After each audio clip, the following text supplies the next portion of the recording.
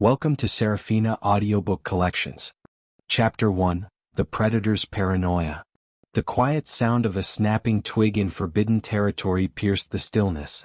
Kieran's eyes, the color of molten gold, snapped open, instantly wide and alert. He didn't move. Still, every muscle beneath his rough, gray tunic coiled tight, a predator frozen mid-stalk. He was perched high on the serpent's tooth, a jagged rocky outcrop overlooking the dense old-growth pines that marked the Sunderland's outer border. The air smelled of damp earth and coming rain, but then the faint, stale scent of other wolves, too disciplined, too close, tainted the wilderness. It was the Silverpine stench. More importantly, the patrol patterns had changed. 4 months, they'd kept a respectable distance, respecting the myth of the rogue territory. Now they were creeping, their movements too practiced, too precise for mere accident. They're testing the boundaries, Kieran thought, a cold, familiar dread sinking into his gut. They know something. He lowered himself slowly, becoming one with the dark, cold rock. He tracked the lingering scent until he found it, a telltale indentation in the soft, loamy soil. In the span of a breath he knelt. Alpha? The whisper was rough, low. It was Tarek, one of his most trusted, emerging from the shadows below the perch. Tarek was a huge wolf, all muscle and silent loyalty, but then Kieran knew his heart was too open. Kieran picked up something small, dark, and heavy. He held it out. It was a spent shell casing, clearly marked with the stylized, cruel crescent sigil of the Silverpine clan. Truth be told, the sight of that symbol felt like acid in his veins, because it was the brand of the man who had torn his life apart. "They're not accidental patrols, Tarek," Kieran murmured, his voice a low vibration that barely carried. "This is deliberate scouting. Cale is getting bold." Instead of answering, Tarek's focus went straight to the hand holding the casing. He saw the faint tremor, then the sudden aggressive clench of Kieran's fist. "We reinforce the perimeter, Alpha," Tarek asserted. "We send out a counter-patrol deep into their woods. Show them we see them." Kieran shook his head, a decisive, slow turn that dismissed the idea entirely. "No. That's what they want. They want to draw us out. We stay silent. We disappear deeper. Not only that, but any confrontation could reveal their true numbers, which were dangerously small." Yet the decision weighed on him. Every action now was critical because the stakes weren't just about turf. They were about the absolute, undetectable isolation of his pack, the only thing keeping them alive. If they find us, they break us. And they break her. Who she was he didn't know yet, but the instinct to protect something precious and unseen pulsed in him. He crushed the shell casing in his palm. The sharp edges bit into his skin. Just like that, a flash of pain shot through his back. A sharp, electric memory of the betrayal that had left a massive, non-healing scar there. A reminder of the cost of pack loyalty. "Secure the perimeter." "No fires tonight," Kieran commanded, his voice cold and final. "We are ghosts." As the silence stretched, Tarek simply nodded, his eyes troubled and melted back into the shadows. Kieran watched him go. He knew Tarek worried about his alpha's intense isolation, but then Kieran knew isolation was the only thing that kept the rot of the old world from poisoning the new. He had to prepare for the run because their survival depended on it. But first he had to face the deeper problem. They were running out of time. Chapter 2, The Alpha's Burden. The command den was carved out of the oldest root system in the Sunderlands, smelling perpetually of pine resin and cold stone. The air still felt tense and heavy. Kieran sat hunched over a crude map drawn on a cured elk hide. His focus was sharp, but then the exhaustion he constantly battled, the consequence of sleepless nights and the draining wound on his back, pulled at him. 2 wolves stood before him. Tarek, built like an ancient oak, and Reese, smaller, quicker, the pack scout leader. "The medical stores are critical," Reese announced, his voice tight with anxiety. Which meant even a bad fever could become a death sentence now. Tarek placed 2 small leather pouches on the map. "Prey is moving away from the north border. They smell the Silverpine patrols. We have enough jerky for 10 more days, maybe 12? 10 days, Kieran echoed, the words heavy and metallic. He pointed to a small, isolated settlement 50 miles east. A human logging town close to the edge of the controlled werewolf territories. There's a stash house there. Hidden by the old ways. We get in, grab their emergency supplies, and get out. What followed was a quiet argument that spoke volumes about the shifting power dynamic in the rogue pack. Alpha, it's a 50-mile run through marked territory, Tarek pressed, his brow furrowed. Yet, he maintained the absolute deference due an alpha, because he respected Kieran's code. We should take 3 wolves? We can be silent. A lone wolf is too great a risk. Kieran looked at him, his golden eyes unyielding. He did not raise his voice. 3 wolves leave 3 times the scent trail. 3 wolves mean 3 potential witnesses. Instead 1 wolf goes. And that wolf is me. Reese stepped forward, his slight frame trembling slightly. As the silence stretched, he spoke. Alpha, the injury, the healing is too slow. If you're cornered. The injury is fine, Kieran lied, the lie smooth and practiced. He was determined to never show his weakness, because his strength was all the Sunderlands had. If I die alone. But if I fail, my pack dies with me. That was the rule he lived by. Not only that, but Kieran had a deeper, darker reason for choosing himself. If one of his trusted wolves was captured, they might break under torture and reveal the Sunderlands.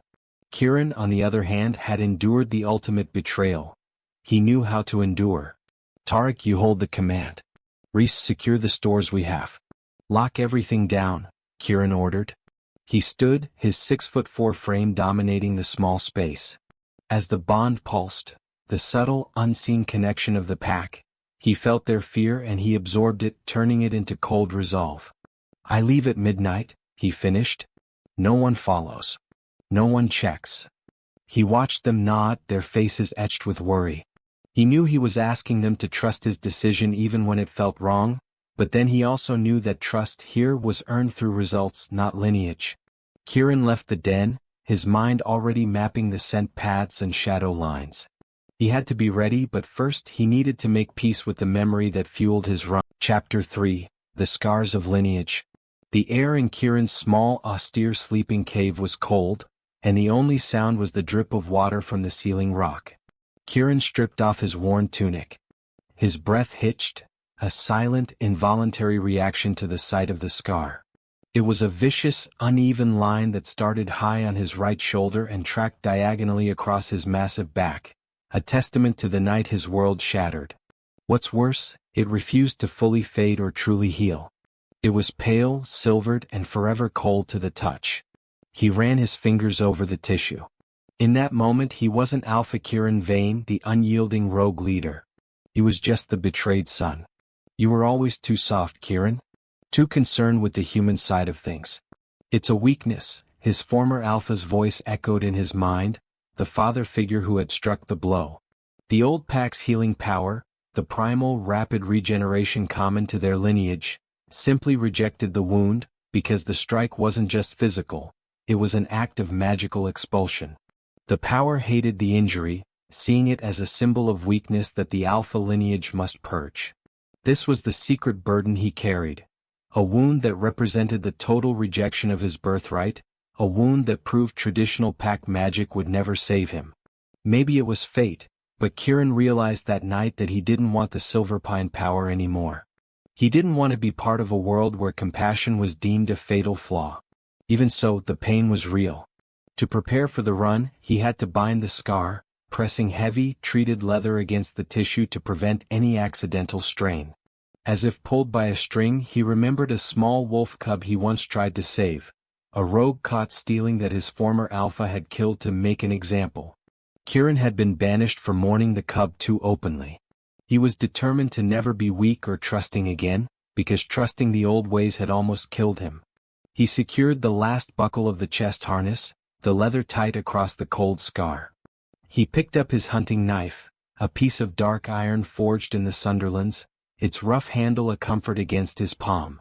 Before she could move, a thought that made him pause, confusing himself. He was ready. He moved to the mouth of the cave. The moon was a sliver above the treeline. He left the safety of the Sunderlands, heading toward the hostile border, unaware that the path he was on was not leading to supplies, but directly into the heart of a trap. Chapter 4, the Alpha's trap. Kieran moved like a dark current beneath the silver moon, his senses pulling information from the forest floor. A snapped root here, the hurried flight of a nightingale there. As the wind shifted, he caught a faint, strange scent in the air. Ozone and something metallic, a scent that didn't belong to the wild. He was 10 miles from the border, already in territory too dangerous for any sane wolf. But then safety wasn't his goal, survival was. He pressed forward, trusting his instincts that had saved him from Silverpine's clutches years ago. He needed those supplies because failure meant the slow death of his pack. He reached a narrow creek bed, the sound of the rushing water loud enough to mask sound. It was the perfect crossing point. Without warning, the air thickened. Looking for something, Alpha Vane? The voice was a sneering growl, instantly recognizable as belonging to a Silverpine brute named Rorik. Kieran spun. 3 massive, disciplined wolves emerged from the shadows, their coats the dull silver of their lineage. They were sleek, well-fed, and armed with chilling confidence. Not Alpha, Kieran corrected, low and venomous. Just a rogue. And you're trespassing. You trespass on our law, Vane, Rorik chuckled, licking his teeth. Cale knew you couldn't resist this route. He wanted to give you one last lesson. The lineage always wins. What followed was a chaos of muscle and iron-sharp claws. Kieran shifted fast. A silent, explosive transformation into his enormous, scarred wolf form. He was wild, trained by years of fighting alone. In the quiet that followed the shift, only the snarls and the tearing of bark could be heard. He took down the first wolf with a savage move that broke its foreleg. Next, Rorik and the third wolf closed in, working with the synchronized cruelty of their pack training. Kieran fought like a madman, fueled by rage and the need to silence these witnesses, because he knew they were sent specifically to kill him. With every heartbeat, he felt the raw power surge through his muscles. A primal, exhilarating freedom. But then Rorik did not fight fair. He lunged low, not for the throat but for Kieran's back. The wolf's teeth bit deep, straight into the cold, non-healing scar tissue. A roar of white-hot agony tore from Kieran's throat. It wasn't just physical pain, it was the betrayal trauma ripping open, overwhelming his natural wolf healing. The force of the blow threw him against a mossy boulder. He felt a sickening crack and a rush of blood, hot and fast, soaking the dry earth. He managed one final desperate swipe that disemboweled Rorik. The other wolf, terrified by Rorik's death, bolted. Kieran didn't chase. He couldn't. He lay there, lungs burning, the world tilting, not from exhaustion but from the realization that this wound was terminal. The familiar Silverpine rot, the lineage curse, had been injected right back into his old weakness. I can't heal it. I'm dead. Moments later, he forced himself to shift back to human form, grabbing his discarded gear. He was leaking life onto the stones, which meant he had minutes, not hours. He had to get home. He had to die on his own ground. And he had to do it before the darkness took him completely. Chapter 5. The Smell of Death and Fear. The journey back was a blurring nightmare of pain and instinct. Kieran moved solely on raw alpha command, pushing past the black edges of unconsciousness. Despite that, the woods seemed to mock him, the sharp pines dragging at his torn skin. He was determined to hide the extent of his failure. He stumbled back across the Sunderlands border at first light, collapsing immediately. By the time Tarek and Reese found him, he was human, but his skin was cold, clammy, and coated in dried blood and dirt. He woke on a bed of furs in the main den. The pain was a heavy, suffocating blanket. He tried to speak, to give an order, but then only a choked rasp emerged. Reese was beside him, his expression grim. The wound? Alpha, it's not closing. We used the strongest coagulants, but it's fighting the medicine. Kieran met his gaze, the grim truth passing between them. The wound was immune. It wasn't just deep, it was cursed by the lineage that struck him down. My failure to heal is proof of the lineage's poison. As the echo faded, Kieran focused, the alpha instinct still dominant over his failing body. Tarek? Command? He forced out. His immediate goal was to appoint a temporary leader while he died quietly, protecting the pack from seeing their alpha's weakness. No, Tarek said, his voice surprisingly firm. Instead of accepting command, he leaned closer. We won't accept it, Alpha. We are rogues, we don't submit to a pack curse. We will find a solution. Because of that, Kieran felt a flicker of pride and a rush of frustration. They refused to let me die. This was the strength of the Sunderlands, their unbound spirit. Meanwhile, Rhys, looking pale, interrupted. Alpha, there's been a complication. Our hunters found something near the eastern boundary. What? Kieran demanded, his voice stronger now, fueled by sudden suspicion. Rhys hesitated. As the silence roared, he swallowed hard. A female.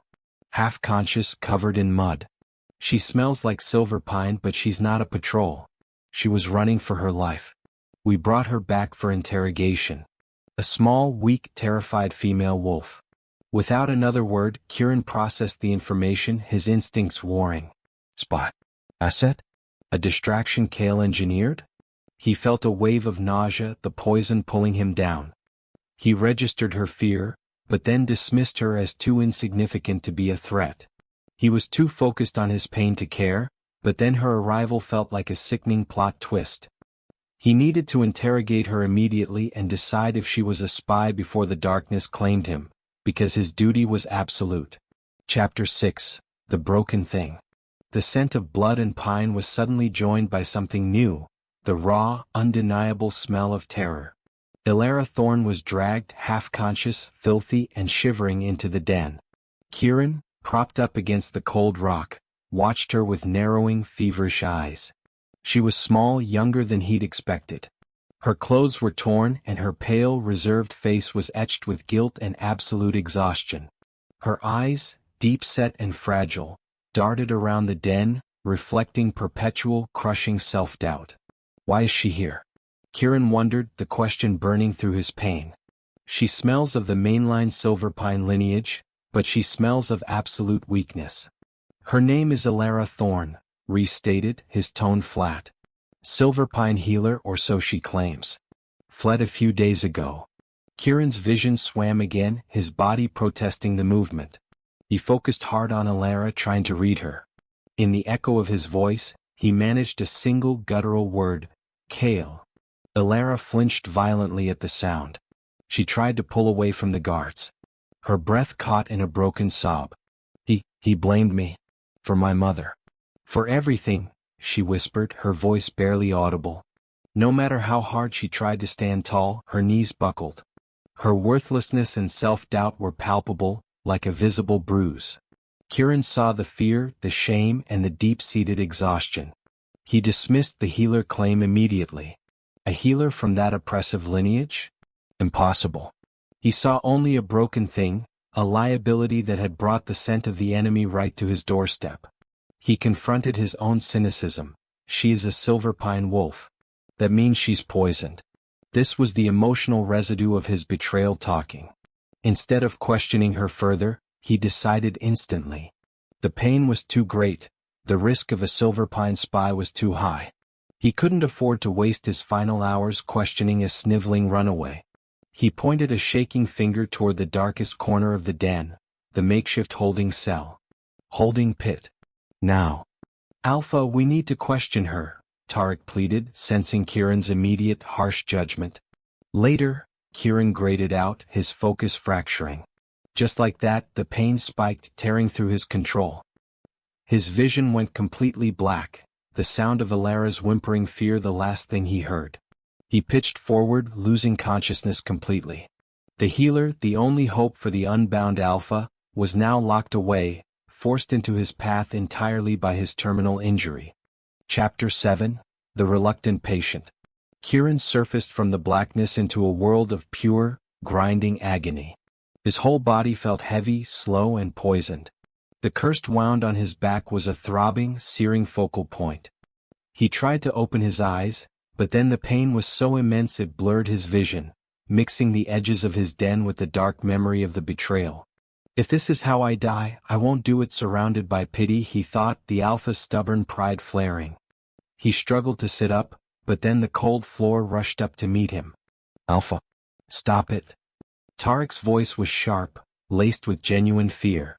In the echo of his voice, Two sets of hands immediately pressed Kieran back down. "Get out," Kieran rasped, the word tasting like rust. Yet he wasn't strong enough to fight them. His body was rejecting his will. "You need to stay still," Rhys said, his voice unusually strained. "The fever is spiking. And we need to let the healer try." Healer. The word snagged in Kieran's mind, dragging him back to the memory of the trembling, shame-filled girl he'd condemned to the holding pit. "She is no healer," Kieran choked out, his voice thick with cynicism. Because of that, he truly believed it. His experience taught him that only the pure lineage held power, and Alara smelled like failure. Instead of arguing, Rhys simply moved aside. Moments later, a faint, sweet and wildly distracting scent entered the den, herbs. It was quickly followed by Alara herself. She was no longer covered in mud, but then she was still a vision of stark vulnerability. Her long, pale fingers gripped a small wooden bowl, her head bowed. She moved with hesitant steps, as though afraid the very floor would betray her. "Let her try Alpha," Tarek urged, his tone shifting from desperation to a tentative hope. Alara knelt beside him. Kieran glared. He saw the genuine deep-seated fear in her wide brown eyes, fear directed at him, fear of failure, fear of the world. "She is afraid of the Silverpine lineage, and I am the most dangerous part of it to her," he realized. She began to apply a thick, dark poultice to the edge of his wound. It was traditional, mundane stuff, ground willow bark, moss, common roots. As the wind shifted, Kieran caught a deeper scent from her, not just fear, but then a surprising undercurrent of unconditional empathy, a gentle warmth that contrasted sharply with the pack's usual fierce authority. The herbs did nothing. Not only that, but the wound flared in rejection, burning hotter beneath the paste. Kieran cried out, a sound he fought to suppress. "Just as I expected," he thought bitterly. "Useless." He braced for the end because now he knew for certain. Nothing of the old world could save him. Chapter 8, The Shocking Flow. The failure shattered Alara. Kieran saw the moment her tenuous control dissolved. She recoiled, her face dissolving into profound shame, tears immediately welling. She pressed her hands to her mouth, the sound of her ragged breathing sharp in the tense air. I can't do anything," she whispered, her voice cracking. "I told them. I'm worthless. I only hurt things." Kieran watched her, the raw honesty of her despair mirroring his own silent failure to protect his pack. He felt a sudden, unwelcome rush of pity, a primal urge to end her suffering, but then the pain ripped his focus away. A severe convulsion seized his body, arching his back, tearing open the wound even further. The air filled with his scent and the metallic tang of fresh blood. Without thinking, Alara didn't flee. She lunged forward, her self-doubt momentarily eclipsed by a terrifying, desperate instinct. She ignored the herbs, ignored the fear, and slammed her small, soft hands directly over the cursed, cold scar. Just like that, everything changed. The moment her skin touched the wound, the world went silent.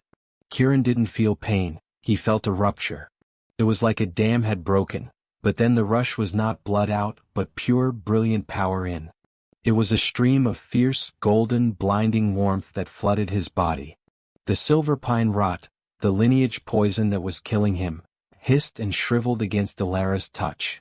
As the bond pulsed, he felt the power bypass his body's internal defenses, flowing straight into the core of the injury. It didn't force the healing, it unraveled the curse that prevented it. In the span of a breath, the agonizing coldness of the scar vanished. The flesh knitted instantly, smoothly, completely. There was no more pain. There was only shock and the overwhelming sense of being clean, whole, and unbound for the first time since the betrayal. Kieran gasped, his body falling limp, healed. He was completely fixed. Alara, her eyes wide with terror, pulled back quickly, staring at her own hands as if they were weapons. "What was that?" Kieran whispered, his voice deep, strong, and entirely steady, the voice of an alpha fully restored. He sat up, pushing the furs away, testing his shoulder. "No pain. Nothing." He looked at Alara, no longer with disgust, but then with a profound, terrifying curiosity. "Her power is real, but then it's inverted. She can only heal the things the lineage tried to destroy. His survival was owed to her. Now he had to understand the impossible mirror standing before him, because she wasn't just a healer, she was destiny. Chapter 9, The Impossible Mirror. Kieran stood, his 6'4" frame towering over the small female, who was still kneeling, trembling. He moved with the slow, controlled power of a wolf who hadn't been mortally wounded an hour ago. He dismissed his lieutenants with a silent, sharp command, leaving him and Ilara alone in the den. "Stand up, Liana Thorne," he commanded, his voice gentler than he intended, because her fear was still too acute. She rose slowly, avoiding his gaze. "You are a Silverpine healer," Kieran stated, running his hand over his now smooth, perfect shoulder. "I am nothing," she whispered, her voice barely a breath. "I failed for years," the beta said. "I don't care what Kale's puppet said," Kieran cut her off, his own rage at the Silverpine beta surfacing. Instead of pressing her about her flight, he focused on the miracle. "Your power? Why did it only work now? Why did it reject the herbs but then fix the unfixable wound?" Ilara looked up, confusion warring with terror. "I don't know. It only happens with things that are lost. I tried to heal my mother but she was still lineage-bound. When you convulsed I felt a coldness in your back. Like a deep, old wound that was being rejected by your own wolf." Kieran felt a surge of cold clarity. He understood the mythology of the lineage-bound inversion. The old pack's power, the strength tied to their bloodline, was so rigid it rejected anything perceived as weakness. Ilara's gift was the inverse. Unconditional empathy so strong it could only activate when the subject was equally unbound, rejected, wounded, or cursed by the lineage itself. "You can only heal the rogues," Kieran stated, the revelation settling over him like a cloak of new purpose. "The broken. The things their power cast out." As the truth unraveled, Ilara's eyes widened, recognizing the magnitude of the realization. She saw her power not as a failure, but then as a unique, fierce strength. Kieran took a step toward her. With a single glance, he saw not a terrified girl, but the biological necessity of his pack. She was the one who could heal the Sunderlands, literally and figuratively. "You are not going to the holding pit," Kieran declared, his voice firm, claiming the power she held. "You're going to stay here. Not as a servant. Not as a prisoner. You are the Sunderland's healer. And you are under my sovereign protection." He watched her process the decision, the shock of being wanted for the thing that made her an outcast. Her fear was replaced by a hesitant spark of hope. Kieran knew his curiosity was laced with a burgeoning sense of destiny. His life had been saved and the rogue pack now had a unique defense. He would keep her close because she was the only key to their future. She would stay. And from there, everything would change for the Alpha who vowed to never trust again. Chapter 10, Building the Sanctuary.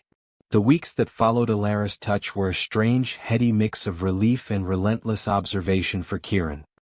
He was whole again, his body operating with a primal, unburdened efficiency he hadn't known in years. After that, the Sunderlands began to change. Kieran often stood near the medical clearing watching Ilara work. Not only that, but he was captivated. She moved with a quiet, focused grace, her face no longer marred by constant terror, but by a solemn concentration.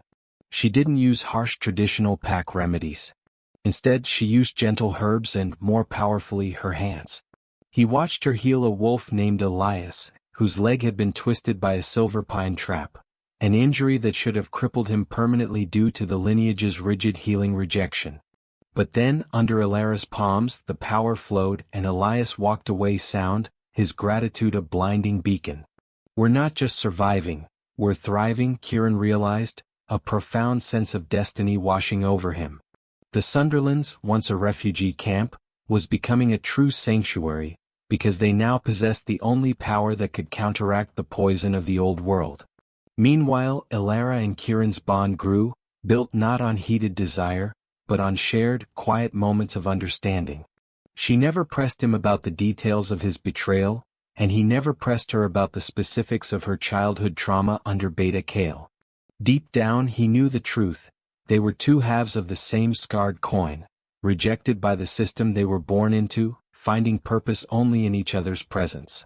One evening he found her staring at the night sky, her shoulders slumped. As the wind shifted, she sighed. "It's strange, Alpha," she murmured, her voice soft. "The power. Feels like a fierce kind of love. It only works when I stop being afraid of it." "It's your truth, Ilara," Kieran replied, stepping closer, the protective instinct a low, constant hum in his chest. "It's unconditional empathy. Cale tried to destroy that in you. That's why he feared you." As her wolf stirred, she leaned slightly into his space, a hesitant, trusting movement that hit him with more force than any blow.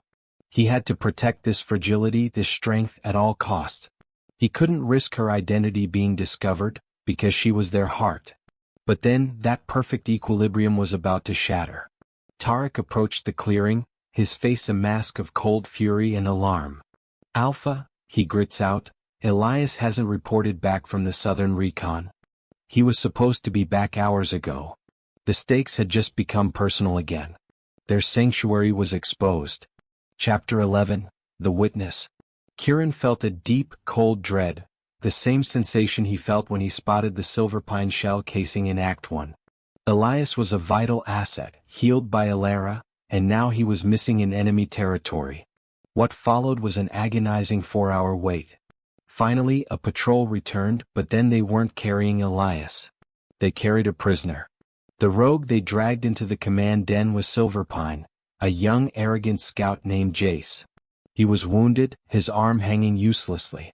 He spat blood onto the floor, his eyes darting frantically. Kieran stood over him, radiating cold alpha authority. "Why are you in the Sunderlands?" he demanded. Jace sneered, fear mixing with his innate pack superiority. "Don't know what you're talking about, rogue. Just chasing runaways." "Lies," Kieran growled. "You were tracking Elias." Instead of answering, Jace's eyes caught sight of Ilara, who stood beside Kieran, small but resolute, her hands clasped tightly. Jace froze. The arrogance in his eyes dissolved into pure, shocking disbelief. "You," Jace whispered, recognition flooding his face. "The failure. Thorne. You're supposed to be in the apothecary's den, useless. We saw you heal that rogue's back. The instant healing. Cale." The climax of the scene hit like a physical blow. The scout had seen it.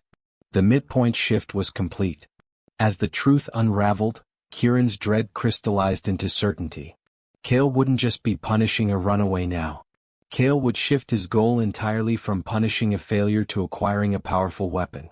Kieran grabbed Jace by the collar, dragging him close. His eyes glowed, molten gold reflecting the torchlight. He demanded a full confession about the encounter, needing to understand exactly what Cale's pack knew. "He's coming for her," Jace choked out, terrified. "He said you stole lineage property. He wants the healer. You can't stop him. No one stops Cale." Kieran shoved the scout away, his heart a relentless drum of fury. He gave Tarek a look. Tarek understood. The security breach needed immediate containment. The stakes were now higher/more personal. It wasn't just about territory, it was about the safety and freedom of Liana Thorne.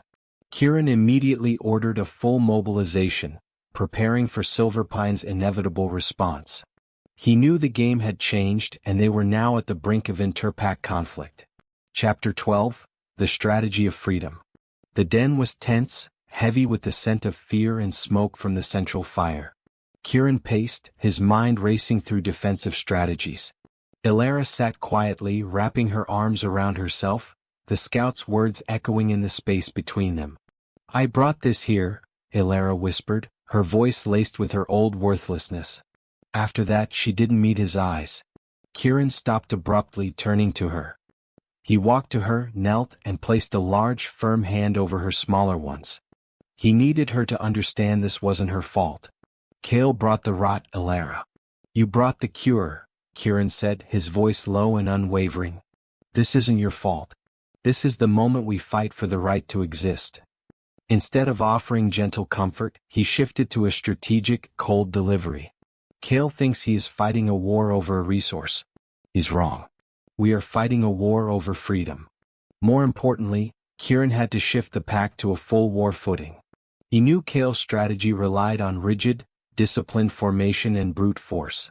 We have to be faster, more fluid, and we have to rely on the things Cale despises. We hit them where they are strong, Kieran explained, tracing lines on the map.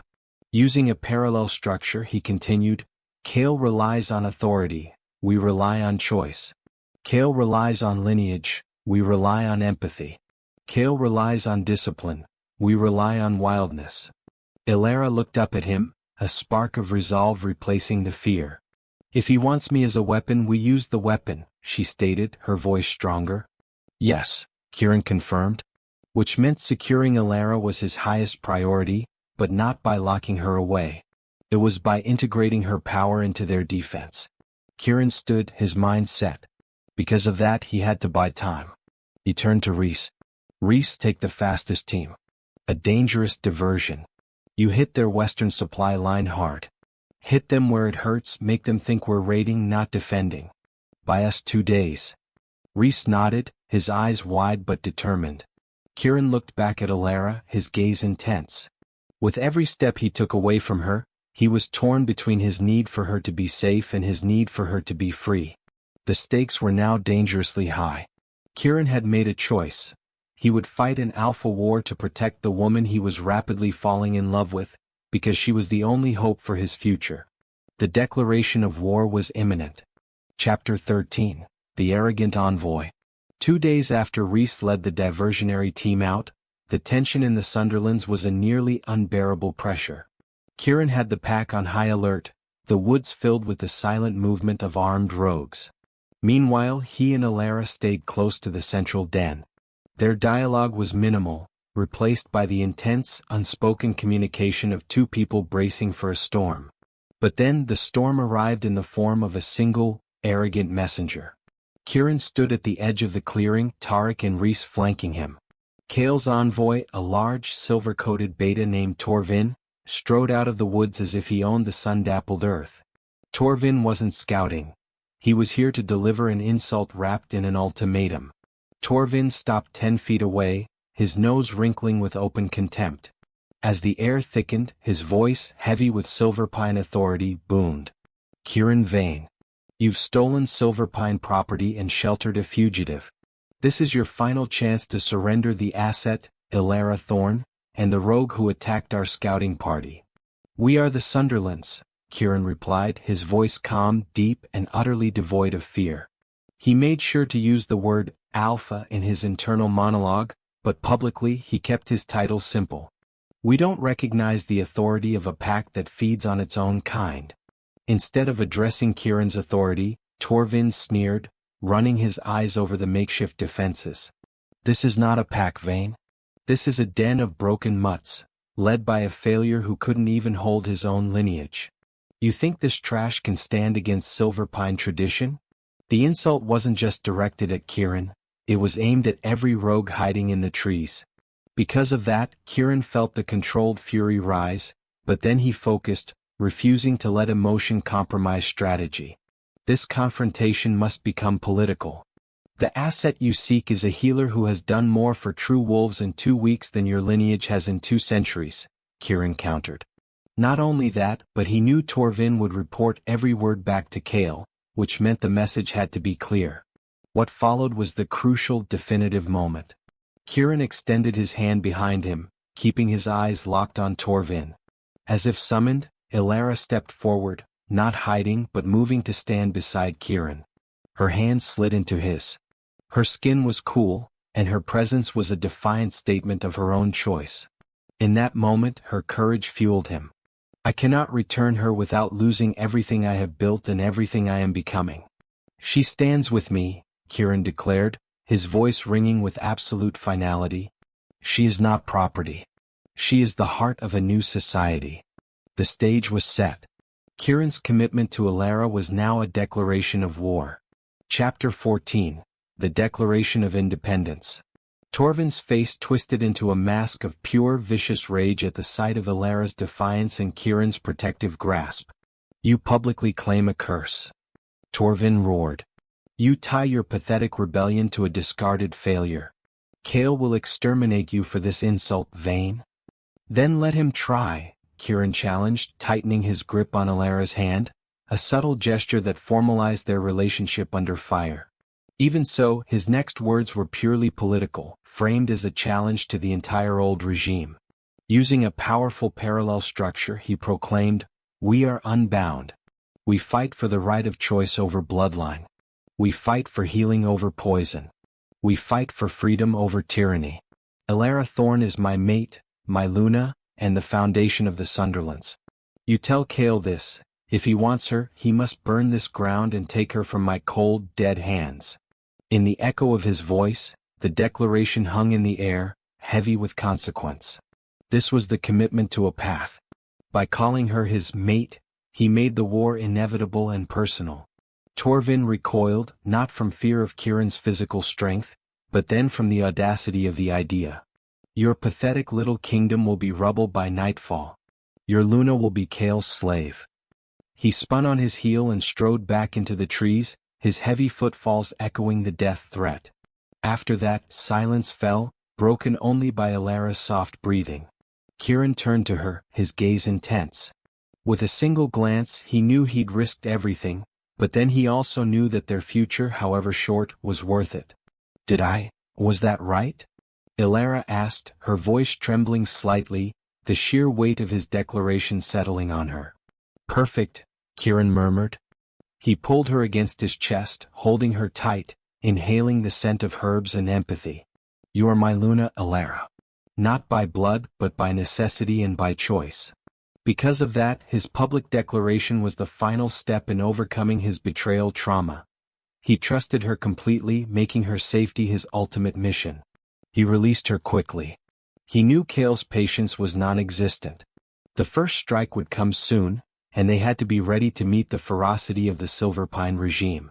Chapter 15. The First Skirmish. The attack came with brutal, surgical precision, less than an hour after Torvin left. It wasn't a full invasion, but then a small, lightning-fast incursion of 10 highly trained Silverpine wolves. They targeted the periphery, not the center, attempting to draw out and separate the leaders. Without warning, the forest exploded into savage, frantic motion. Kieran shifted instantly, his massive, scarred wolf form surging forward. He was driven by focused aggression and a terrifying protective urgency. The fighting was vicious. Claws raked fur, snarls drowned out the sounds of breaking wood. Kieran fought with the calculated fury of a rogue who knew the rules but despised them. He disarmed one wolf and then slammed another into a tree trunk. His primary focus, still, was to keep the fight away from the medical den. Meanwhile, Alara, though terrified, was not useless. Tarek shoved her behind a large boulder. "Stay down, Luna," Tarek ordered. She didn't stay down. Instead, she moved with the medical team, quickly tending to a rogue whose arm had been deeply scored.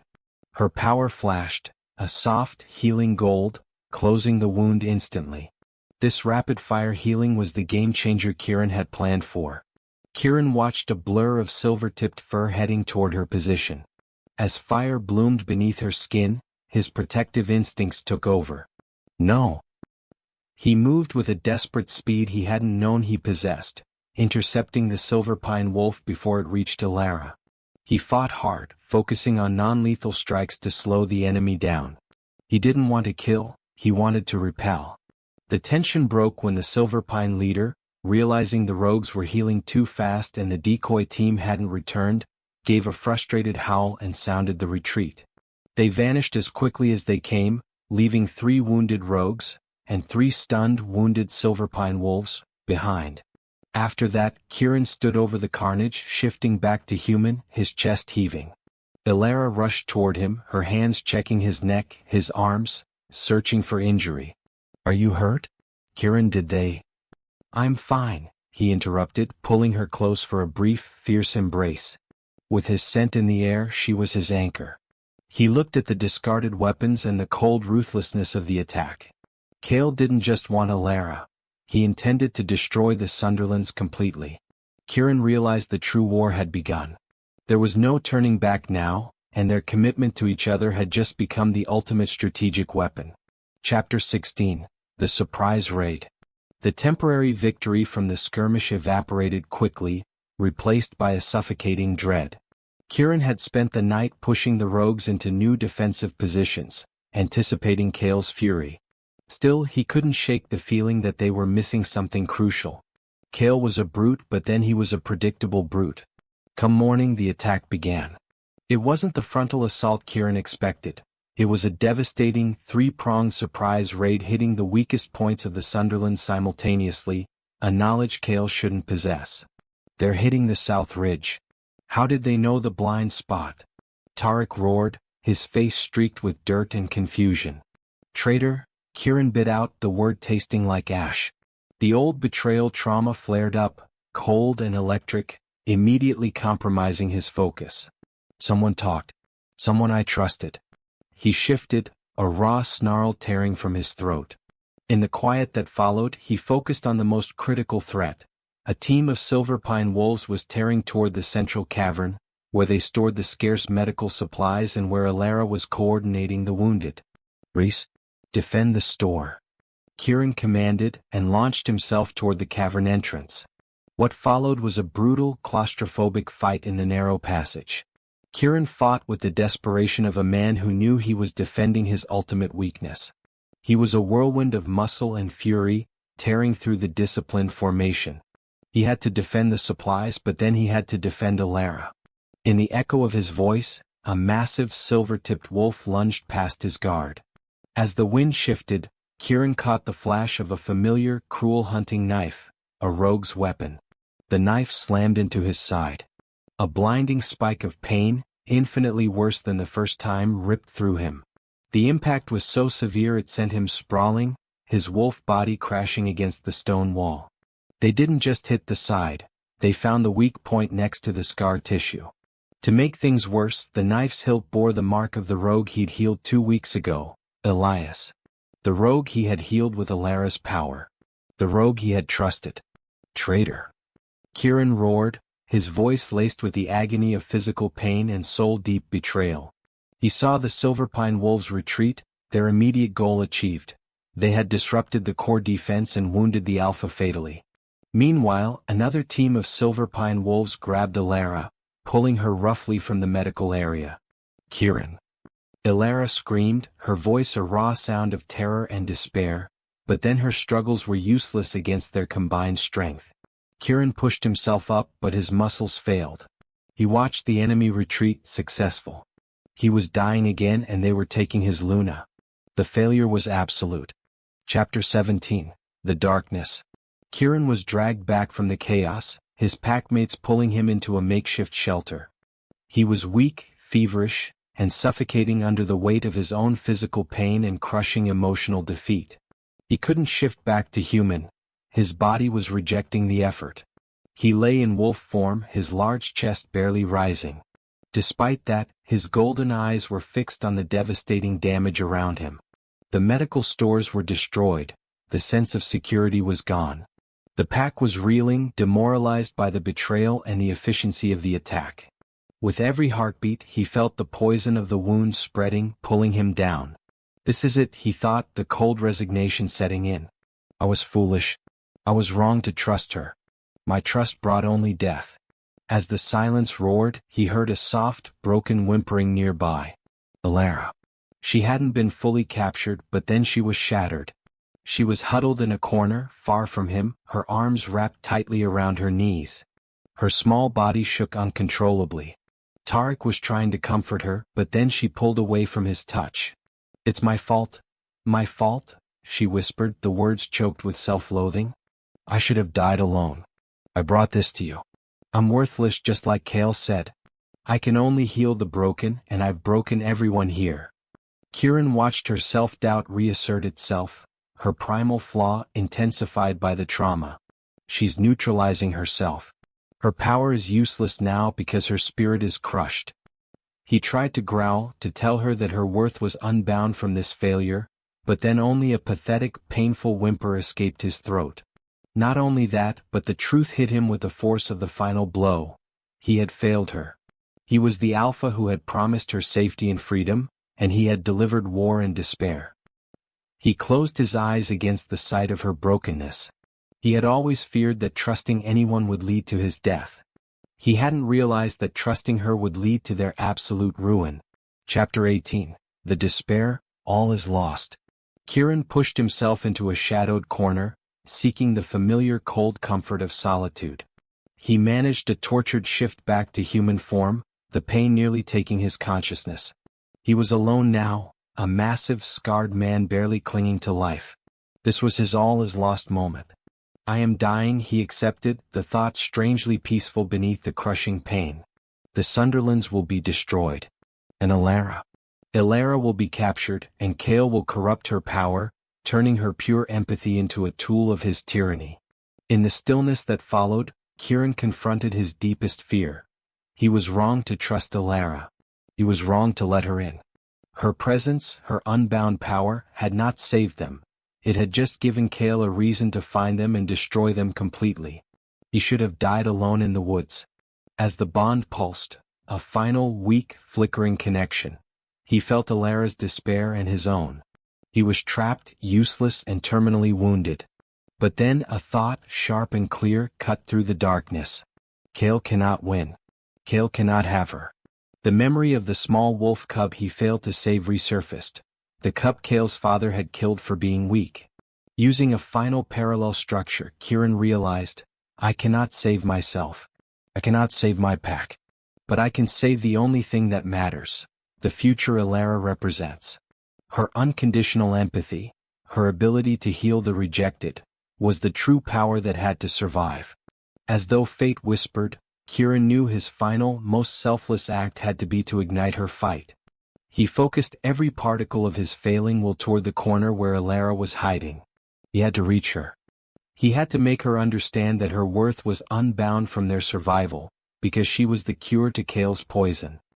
He began to crawl, dragging his broken body toward the sound of her whimpers. The fight wasn't over yet. Chapter 19. The Spark of Resolve. Kieran's crawl was agonizing.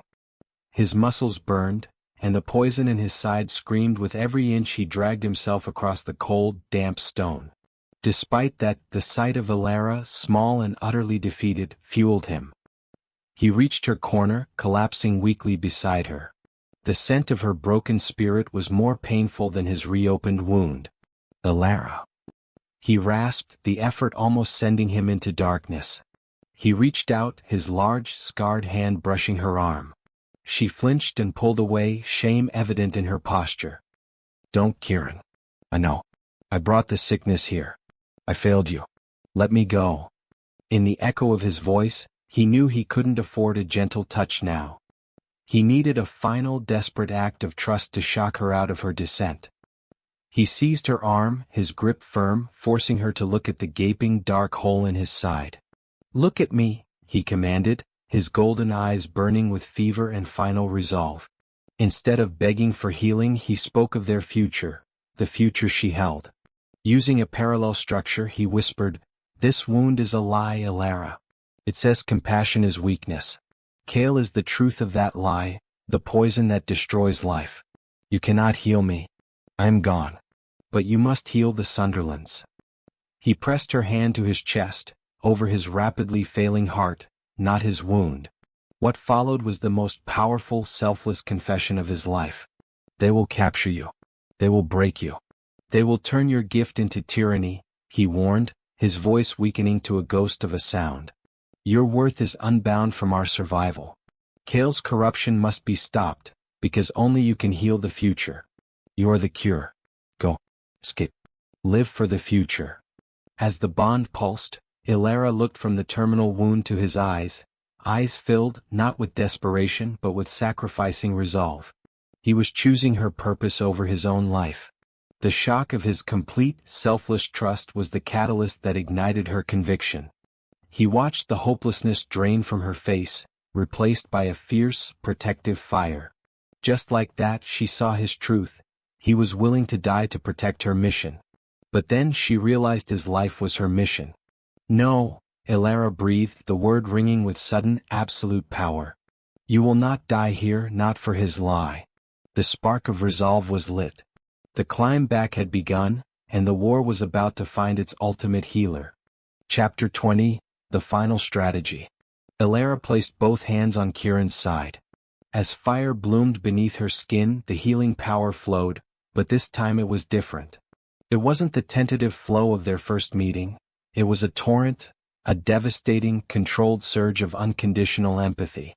Kieran felt the wound instantly seal, the rot expelled entirely.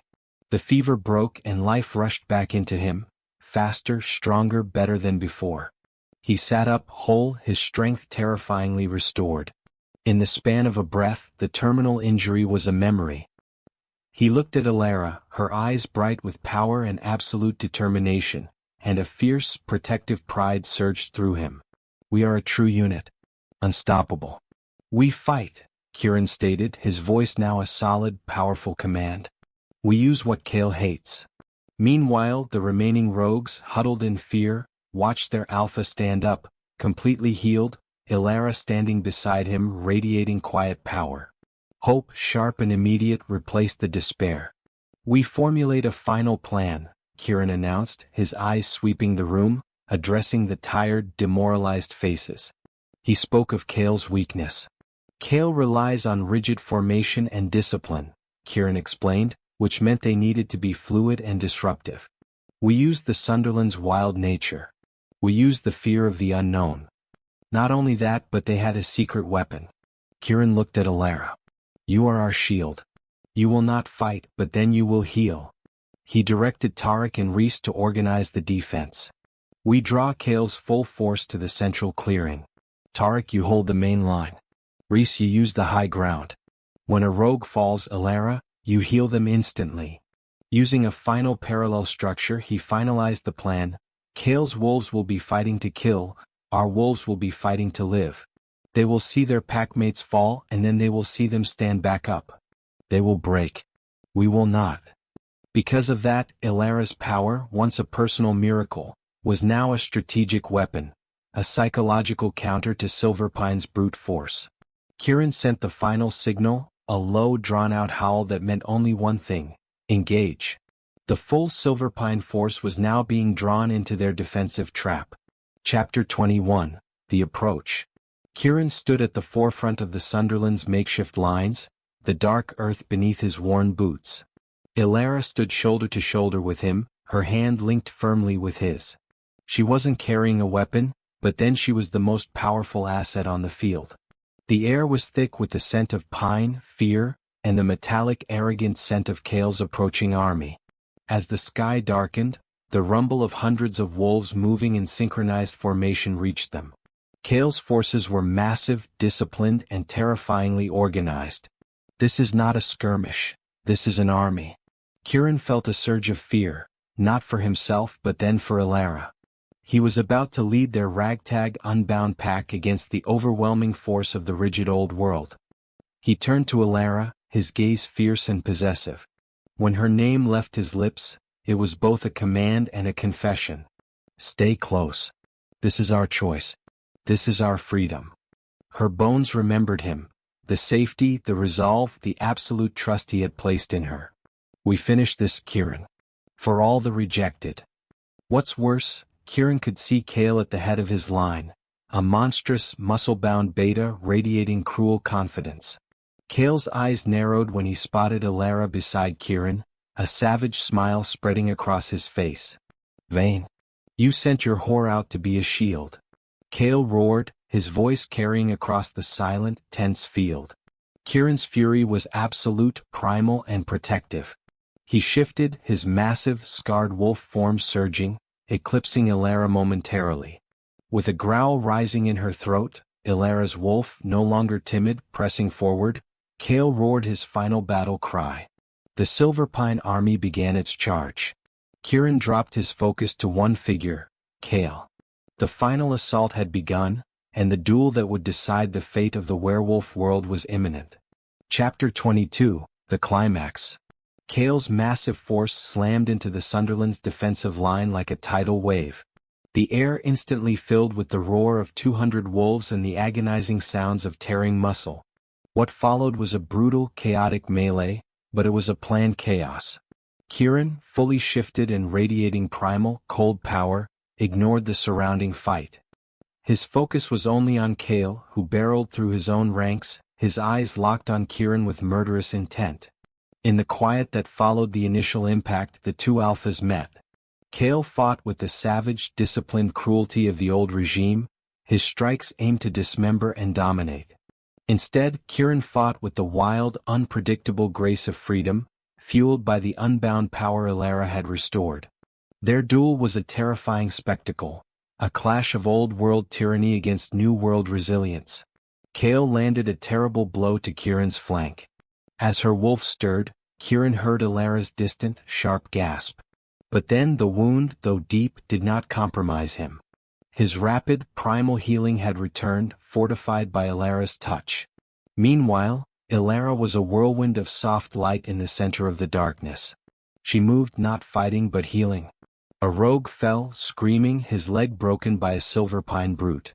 As if fate demanded it, Ilara knelt, placed her hands over the injury, and the rogue stood up instantly, rejoining the fray. The Silverpine wolves were stunned. They watched their opponents fall and then they watched them stand back up. The psychological toll was immediate.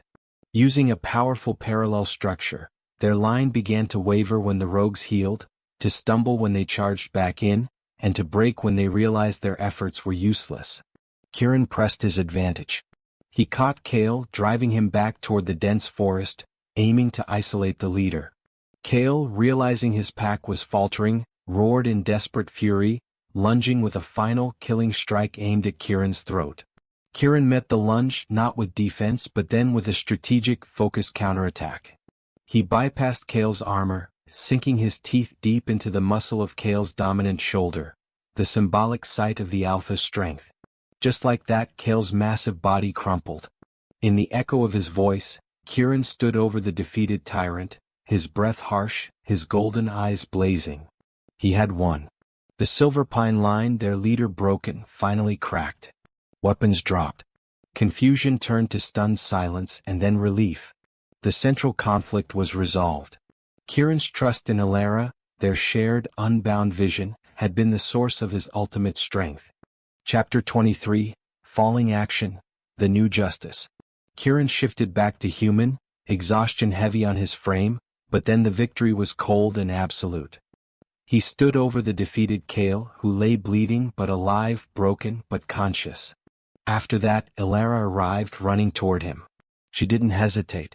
She placed her blood-stained hands on the defeated Cale's shoulder, and healed the immediate, life-threatening injuries. She healed the enemy. Kieran watched, speechless. Her act was the definition of the Sunderlands' new path. He looked down at the defeated Beta. Instead of drawing his knife for the final kill, the only acceptable choice under the old pack laws, Kieran made his final, most significant decision. "I will not kill you, Cale," Kieran stated, his voice ringing with a new, sober authority. "The Sunderlands do not deal in vengeance. We deal in choice." Because of that, he chose exile. He chose a justice defined by mercy and freedom, not dominance and death. You will be stripped of all marks and sent into the furthest territory. You will never set foot in any civilized territory again. If you return, you die. Tarek and Reese, exhausted but resolute, dragged the beaten Beta away. Ilara looked up at Kieran, her eyes bright with a fierce, quiet peace. Her soul answered his deepest desire, to lead a society that valued empathy over brute force. "You chose the right way," she murmured, standing beside him as he addressed the remaining, confused Silverpine wolves. "You are no longer bound to Cale," Kieran declared to the defeated wolves. "Your choice is your own. Stay and find a home here or leave and find a new path. But know this, the tyranny of the lineage is over." Not only that, but many of the tired, young Silverpine wolves, seeing Ilara's act of healing and Kieran's mercy, dropped their heads in submission, choosing the unbound path. Kieran had fully embraced his visionary leadership, defined by mercy and choice, and the final thread of his betrayal trauma was severed by Ilara's inherent goodness. Chapter 24, The New Equilibrium. Days later, the Sunderlands was a hive of reconstruction, but with a different atmosphere, one of vibrant, shared purpose. The air smelled of healing herbs and quiet optimism. Kieran stood on a rise, the newly gathered pack assembled below. He made his final public declaration, one that cemented the foundation of their new world. "We are born from fire, but then we will live in peace," Kieran announced, Ilara standing beside him, her presence validating every word. Using a final, decisive parallel structure, he formally recognized her. "Liana Thorne is my mate, my Luna, and the true strength of this society. Her power, the power of empathy and healing, is the law of this land. We welcome all who seek freedom from the corruption of the old lineages.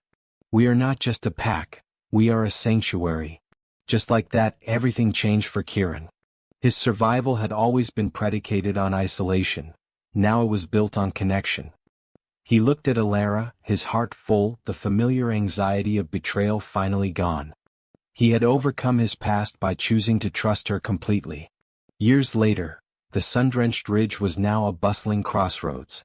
The Sunderlands was a vast, vibrant and peaceful community where wolves from countless fractured lineages found sanctuary and healing. Kieran stood next to Ilara, watching a new group of shifters arrive, openly welcomed by their pack. Ilara's hand was in his, their fingers interlaced. Kieran smiled, a peaceful, open expression that his face had not known in his youth. "You saved us all, Luna," he murmured, his gaze resting on her, utterly content. "We saved each other, Alpha," Ilara corrected gently. "You gave us the choice. I just provided the cure." As the bond pulsed, no longer frantic but deep and steady, Kieran knew their existence was a permanent, thriving challenge to the old world, proving that freedom and empathy were the strongest powers. With a single glance, they shared the silent promise of their eternal, unbound future.